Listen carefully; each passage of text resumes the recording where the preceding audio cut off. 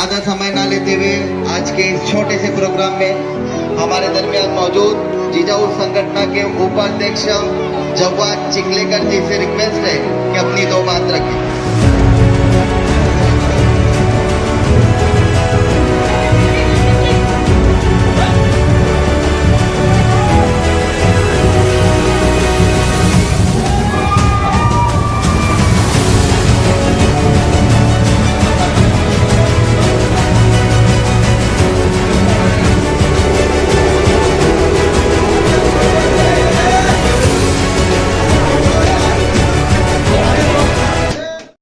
बैठक के लिए सभा के लिए बहुत मेहनत किया, उनका मैं शुक्रिया अदा करता हूँ और रुकता हूँ। मैंने जो बोला है वो सच बोला है, सच के सिवा मेरे को बोलने को कुछ नहीं आता। मैंने बोला है गवर्नमेंट कम पड़ेगा तो मैंने जो 25 साल में प्रॉपर्टी कमाए वो बेच के भी आप लोगों को रोजगार, हेल्थ की व्यवस्था और पढ़ाई का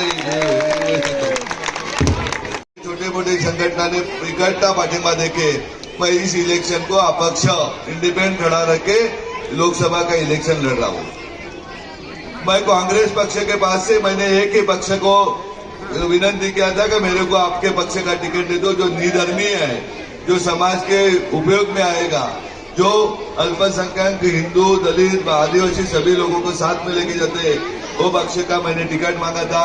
लगभग टिकट अशोक गहलोत साहब रहने दो, वहाँ पे मुकुल वासनिक रहने दो, नानाजी पाटोले साहब रहने दो, कि यहाँ के अपने जवाद भाई रहने दो, सब लोगों ने वो टिकट फाइनल किया था, सिफारिश किया था। लेकिन जब कांग्रेस अच्छे दिन आने के देखती है तब शरद पवार जी उसमें टांग अड़वी डालती है। अभी आपने देखा होगा कि जो उम्मीदवार जो एनसीपी का इस शहर में है ही कुछ नहीं, जो 18 नगर सेवक के ऊपर जितेंद्र अवार्ड उछल रहे हैं, वो 18 नगर सेवक तो कांग्रेस के थे, कांग्रेस के ही सब वोटर है। आपको पता है क्या इस भिवंडी की हालत गए 10 साल में कपिल पाटिल जी ने कैसी बनाई? कपिल पाटिल जी कभी भिवंडी में आए ही नहीं, उनको कुछ मतलब नहीं भिवंडी से। वो तो कैसा बोलते हैं आपके बारे में, उसका सुनना है गलत होगा। लेकिन मैं आपको शब्द देता हूँ, जो कपिल पाटिल जी ने नहीं देखा, कभी बाल्या मामा ने, कभी इंदिरा गांधी हॉस्पिटल नहीं देखा, कभी शरद पवार जी ने कभी भिवंडी का अच्छा नहीं देखा। अभी भाई साहब बोले का अंतुले जी को उन्होंने जानबूझकर औरंगाबाद में लड़ने के लिए भेजा, और जो मोदी जी ने भी भिवंडी को नहीं देखा, वो सब देखने का काम मेरा है। मैं भिवंडी का बच्चा हूँ। भिवंडी के इंदिरा गांधी हॉस्पिटल में परसों में गया 8-10 दिन पहले, वहाँ का हालत देखा कि इतना बड़ा पॉपुलेशन वाला सिटी है, उतना बड़ा तालुका है, ये अर्निंग इनकम इतना है, क्या इतना बड़ा गोडाउन का लॉबिंग है, कितना पैसा आता है, CSR फंड इतना आता है, तो भी भिवंडी के इंदिरा गांधी हॉस्पिटल में फिजिशियन नहीं है, पीडियाट्रिशियन नहीं, 15 लाख पॉपुलेशन के यहाँ गाइनाइक नहीं, कोई भी सर्जरी होती नहीं।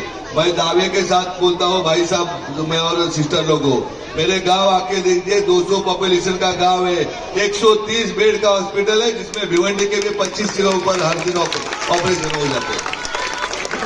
वहां पे ऐसी शिक्षा है कि जिसके पार्टी का बाल्या मामा उम्मीदवार है, शरद पवार जी के बारामती की लड़कियां भी अपने यहाँ पढ़ती है, और कपिल पाटिल जिसका उम्मीदवार कैंडिडेट है, वो देवेंद्र जी फडणवीस का भी लोग स्टूडेंट अपने यहाँ पढ़ते हैं। मैं बड़े गर्व के साथ बोलता हूँ।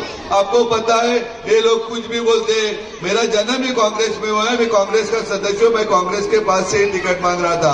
मेरे को मालूम था जब किसी के पास टिकट लेने के लिए ज्यादा पैसे लगेंगे तो कपिल पाटिल किधर ना किधर से वो मैनेज कर देगा। लेकिन आपको बाल्या मामा और कपिल पाटिल की स्टोरी मालूम नहीं होगी। कपिल पाटिल का जन्म ही राष्ट्रवादी में हुआ है, और कपिल पाटिल का शरद पवार जी के साथ बहुत अच्छा रिलेशन है।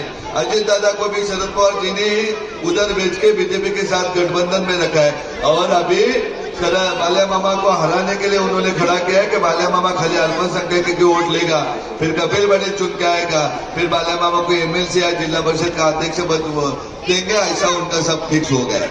अभी आपको दावे के साथ बोलता हूँ कि जो कपिल पाटिल है वो कौन राष्ट्रवादी का है, और बाल्या मामा को दत्तक ले आया अपने सीधे साहब के पास ने, उन्हें खाली 5 तारीख तक, 4 तारीख को निकाल लगने के बाद बाल्या मामा 5 तारीख को भाजपा में लगेगा जाएगा, क्योंकि उसको दूसरा पक्ष बचा ही नहीं। अभी आपको अभी काम जात के नाम से लोग वोट मांगते हैं, इंडिया आघाड़ी से बोलते हैं। मेरा एक सवाल है खाली, जो वोट मांगने को है क्या आपने हमारे लिए वैद्यकीय सुविधा क्या किया है वो बताओ भिवंडी के लिए, और आपने हमारे बच्चों के पढ़ाई के लिए क्या किया है वो बताओ, हमारे इतने लेडीज घर पे बैठे उनके रोजगार के लिए क्या किया बताओ, हमारे युवा लोग हैं वो युवा के रोजगार के लिए आपने क्या किया है वो बताओ।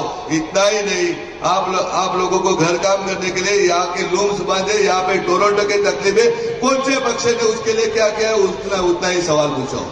मैं ये क्यों बोल सकता हूँ दादा और दीदियों, क्योंकि मैंने 130 बेड का हॉस्पिटल बनाया, 8 CBSE स्कूल बनाए जिसमें गरीब के बच्चे पढ़ते हैं, और इतने ही नहीं हर मोहल्ले में हर चौकाने में मेडिकल काम करके वहाँ के लोगों को वहाँ के दीदियों को लेके झड़कोली जाके उनका ऑपरेशन करके देता हूँ। मैं दावे के साथ बोलता हूँ, मैंने जाहिरनामे में लिया है हर कम से कम 25 CBSE स्कूल इस लोकसभा में करूंगा, उसमें से 10 भिवंडी सिटी में रहेगा, उसमें से 5 माइनॉरिटी के लिए रहेगा, 5 लड़कियों के लिए रहेगा, खाली लड़के उसमें पड़ेगी, उसमें जेंट्स का कोई संबंध नहीं रहेगा। भाई हर मोहल्ले में मोहल्ला क्लिनिक रहेगा जीजाऊ का, जिसमें मुफ्त में इलाज होगा। एक कपिल पाटिल जैसा बंद पड़ने वाला नहीं, अपना क्लिनिक है वो चालू ही रहेगा, ऐसी व्यवस्था मैं करूंगा।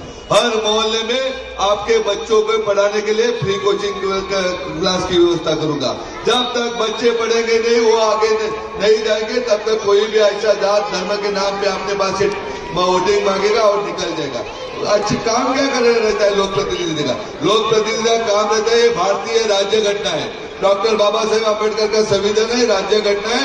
राज्य घटना की तरफ से हम सब एक है, भारतीय समझ के काम होना चाहिए, लेकिन वो होता नहीं है। खाली इलेक्शन आने के बाद महीना 2 महीना इधर आते अपने साथ कोई मीठा मीठा बोलते, कोई हिंदू के नाम पे टिकट वोट मांगता है, कोई मुसलमानों के नाम पे मांगता है, लेकिन किसी के लिए क्या क्या है, भिवंडी की हालत कितनी बुरी हो गई आपको कल्पना है उसकी। रोजगार के लिए क्या, मैं दावे के साथ बोलता हूँ, मेरे 1.5 लाख सिस्टर है, उसमें से 1 लाख सिस्टर को हर साल रोजगार उपलब्ध करने का काम मैं करूंगा। मैं आपको ये नहीं बोलूंगा मैं 15 लाख रुपए देता हूँ अकाउंट में, लेकिन मैं दावे के साथ अल्लाह की कसम, हमारे गणपति की बजरंग बली की कसम लेके बोलता हूँ 15,000 लोगों को रोजगार उपलब्ध करने का ये ड्यूटी मेरा है।